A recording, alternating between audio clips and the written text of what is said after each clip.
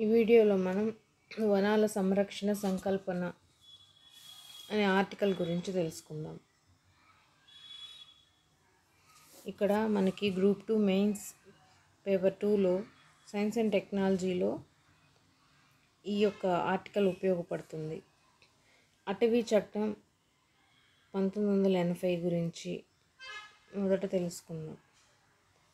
British ప్రభుత్వం హయాంలో 1927లో రూపొందించిన అటవీ చట్టంలో పలు మార్పులు సంస్కరణలతో భారత ప్రభుత్వం 1980లో మరి ఒక చట్టాన్ని తీసుకొచ్చింది. దాన్ని మనం అటవీ చట్టం 1980 అని పేర్కొనడం జరుగుతుంది.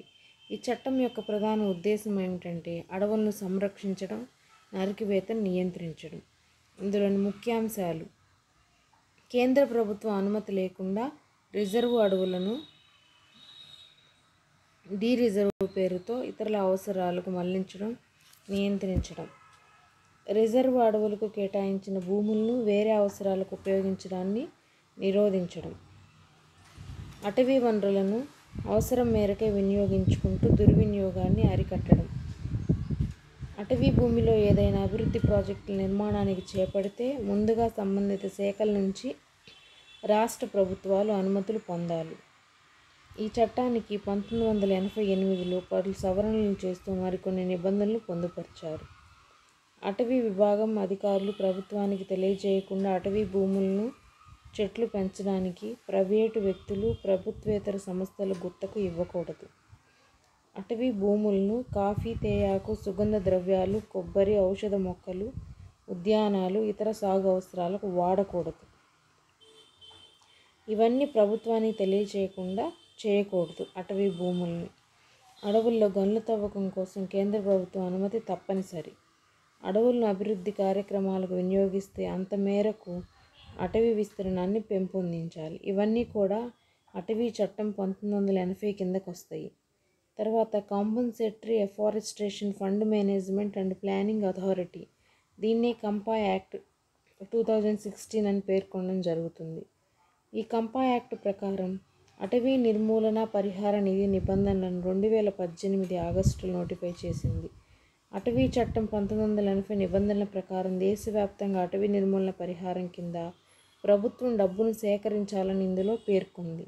గనులు లేదా డ్యాముల నిర్మాణం వంటి పారిశ్రామిక ప్రాజెక్టుల నుంచి దీనికి నిధులు సమకూరుతాయి. ఈ ప్రక్రియ అటవీ భూమిని అటవీయేతర ప్రయోజనాల కోసం మళ్లించడానికి ఉపకరిస్తుంది. గత 4 దశాబ్దాల్లో అనగా 40 సంవత్సరాల నుంచి 66,000 కోట్లకు చేరింది ఈ యొక్క కంపా నిధి అనేది. నిర్వహణకు ప్రభుత్వం ఒక స్వతంత్ర అధికారిని ఏర్పాటు చేసింది. ఇవి వేటికి వర్తిస్తాయి అంటే ఈ చట్టం అన్ని రాష్ట్రాలు, కేంద్రపాలిత ప్రాంతాలు, కేంద్ర ప్రభుత్వానికి వర్తిస్తుంది. నిధుల స్థాపన: ఈ చట్టం భారతదేశంలో పబ్లిక్ ఖాతాలు జాతీయ పరిహార అటవీ నిధిని, ప్రతి రాష్ట్రం పబ్లిక్ ఖాతాలు రాష్ట్ర పరిహార అటవీ నిధిని ఏర్పాటు చేస్తుంది. నిధుల పంపిణీ ఎలా ఉంటుందంటే స్టేట్ 90% నిధులను స్వీకరిస్తే 10% అనేది నేషనల్ ఫండ్లో జమ చేస్తారు. ఇది కంపా యాక్ట్ 2016 గురించి. It's very important to our main examination. అటవీ హక్కుల చట్టం 2006లో అమల్లోకి వచ్చిన అటవీ హక్కుల చట్టం అటవీ నివాస గిరిజన సంఘాలు, ఇతర సాంప్రదాయ అటవీ నివాసులు అటవీ వనరుల హక్కులను గుర్తిస్తుంది. జీవనోపాధి, నివాసం, ఇతర సామాజిక సాంస్కృతిక అవసరాలతో సహా వివిధ అవసరాల కోసం అటవీ వనరుల మీద ఈ సంఘాలు ఆధారపడతాయి. అంటే అడవుల్లో నివసిస్తున్న షెడ్యూల్ తెగలు, సాంప్రదాయ అటవీ నివాసులకు అటవీ హక్కులు కల్పిస్తూ వారికి అటవీ వనరుల మీద అధికారాన్ని ఈ చట్టం అప్పగించింది. అటవీ నివాస గిరిజన సంఘాల జీవనోపాధి, ఆహార భద్రతను నిర్ధారిస్తూ అడవుల పరిరక్షణను చట్టం బలపరుస్తుంది. అదేవిధంగా వ్యక్తిగత అటవీ హక్కులు లేదా కమ్యూనిటీ ఫారెస్ట్ రైట్స్ నిర్ధారించే అధికారాన్ని గ్రామ సభకు కల్పించింది. ఏ చట్టం ద్వారా గ్రామ సభకు కల్పించిందంటే అటవీ హక్కుల చట్టం 2006. తర్వాత జీవ వైవిధ్య చట్టం 2002. ఈ చట్టం అనేది 1992 బ్రెజిల్లోని రియో డి జెనిరో సదస్సులో బయోలాజికల్ డైవర్సిటీ కన్వెన్షన్ ప్రభావితం వలన ఏర్పడిందనమాట. దీన్ని 3 అంచెల ఫ్రేమ్వర్క్గా ఏర్పాటు చేశారు. National biodiversity authority, state biodiversity authority, biodiversity management కమిటీలు. ఇది 2002 డిసెంబర్లో బిల్లు ఆమోదిస్తే 2003 ఫిబ్రవరి 5 నుంచి అమల్లోకి వచ్చింది. నేషనల్ బయోడైవర్సిటీ అథారిటీ జీవవైవిధ్య చట్టం 2002ను అమలు చేయడానికి భారత ప్రభుత్వం పర్యావరణ అటవీ మంత్రిత్వ శాఖ ఆధ్వర్యంలో దీన్ని ఏర్పాటు చేసింది. జీవవైవిధ్య చట్టం 2002 ప్రకారం నిషేధించిన చర్యల అమలు నేషనల్ బయోడైవర్సిటీ పర్యవేక్షిస్తుంది.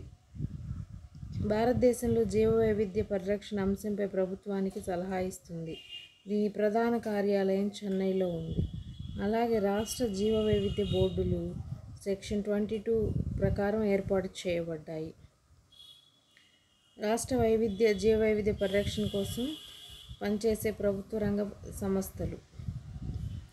జీవవైవిధ్య నిర్వహణ కమిటీలు సెక్షన్ 41 ప్రకారం జీవవైవిధ్య నిర్వహణ కమిటీలు తప్పనిసరిగా బయోడైవర్సిటీ మేనేజ్మెంట్ కమిటీని ఏర్పాటు చేయాలి. ఇవి భూభాగాల పరిరక్షణ, ఆవాసాల సంరక్షణ, దేశీయ నిల్వలు, జంతు జాతులు, జానపద రకాల వంటి వివరాలు సేకరిస్తాయి. ఆంధ్రప్రదేశ్లో ఏర్పాటు చేసిన మొత్తం జీవవైవిధ్య యాజమాన్య కమిటీలు 14,157. ఇంతవరకు మనకి థియరీ ఇవ్వగా ఇక్కడ బిట్లను ఒకసారి చూద్దాం. వన్యప్రాణుల వలస జాతుల కన్వెన్షన్కు సంబంధించి conference of parties 14th meeting ఎక్కడ జరిగింది? ఫిబ్రవరి 17, 2024లో అని ఇక్కడ ఇచ్చారు, Samarkand. Next international union for conservation of nature IUCN red list. IUCN అనే దాన్ని పర్టికులర్గా మన దాంట్లో IUCN సైట్స్ అని మెన్షన్ చేశారు.